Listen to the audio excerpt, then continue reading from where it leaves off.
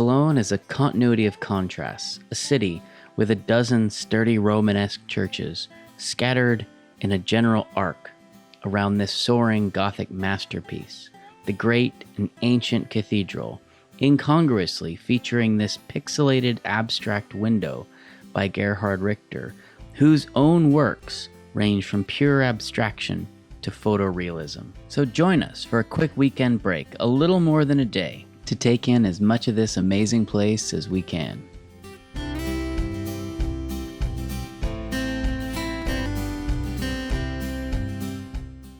We're experiencing Cologne using our tiny little 3 days in Cologne guidebook that I picked up a couple weeks ago. It's the smallest guidebook I think I've ever had, but we've barely got a day and a half, so 3 days should have more than enough information for us. We're starting out doing the walking tour around the city. We're doing it backwards because it concludes just about exactly where our hotel is, which is perfect. Immediately outside our hotel, we find the colorful Houses of Fish Market with the stunning backdrop of the Romanesque Church of St. Martin the Great.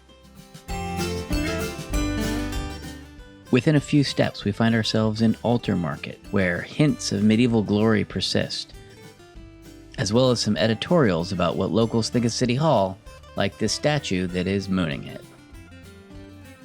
As if in on the same joke, this character on the side of City Hall sticks his tongue out in response.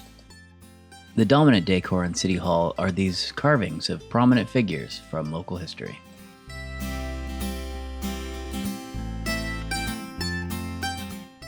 A City Hall wedding in Cologne is a pretty stylish affair. Steps away from Altar Market is Haymarket, dominated by this equestrian statue of King Frederick Wilhelm III of Prussia.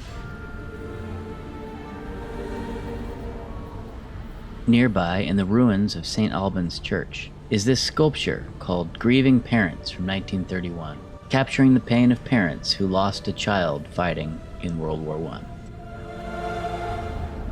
On a lighter note, this building is where the perfume that gave us the word cologne for cologne was invented. The building is now a well-stocked shop featuring that original scent, and a museum that we couldn't tour because it was all booked up, but there was plenty of experience just right here in the gift shop.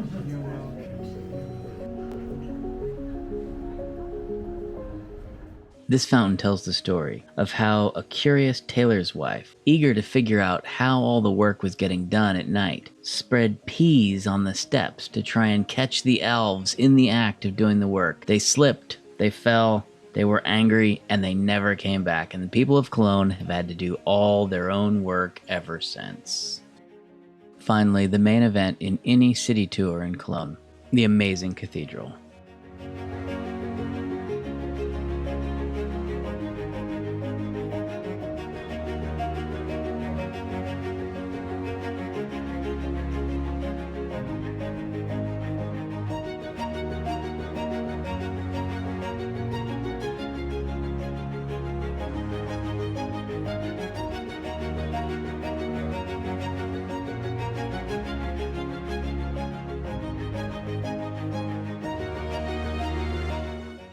The constant Tintin hunt continues, and my first in German is in or now out of the bag.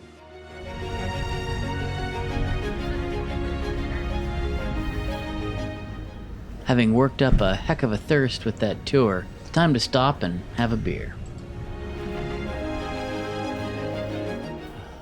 So we are at this brewery. I'm not going to attempt the pronunciation. And the beer menu consists of a beer or not a beer. This is the beer, it's Kolsch. And it's good. Refreshed and ready for more, we thought we'd head over to the art museum, making a few stops on the way. First, by this ancient Roman tower, remarkably well preserved and with interesting decoration.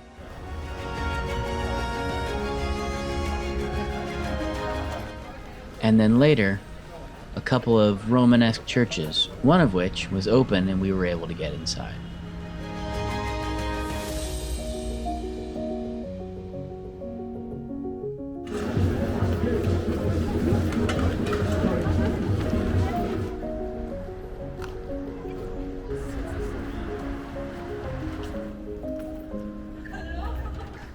The Ludwig Museum has an exceptionally strong modern art collection, with favorites of mine like Yves Klein here, as well as at least one Gerhard Richter and a surprising number of Picassos.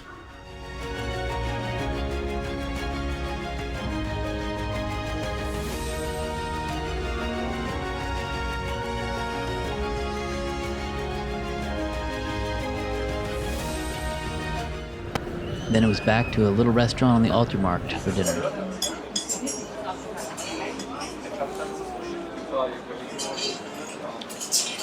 That's good. I agree.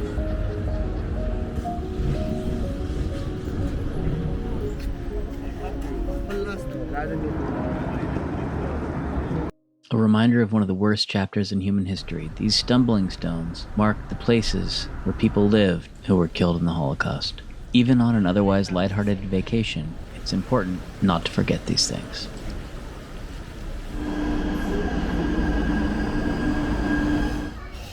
With a little time available before our flight home, we thought we'd stop by the zoo. The Cologne Zoo is nice, large, naturalistic enclosures that give the animals a lot of space to be seen if they want to be, like this character, or get out of sight if they want to do that also. Or not.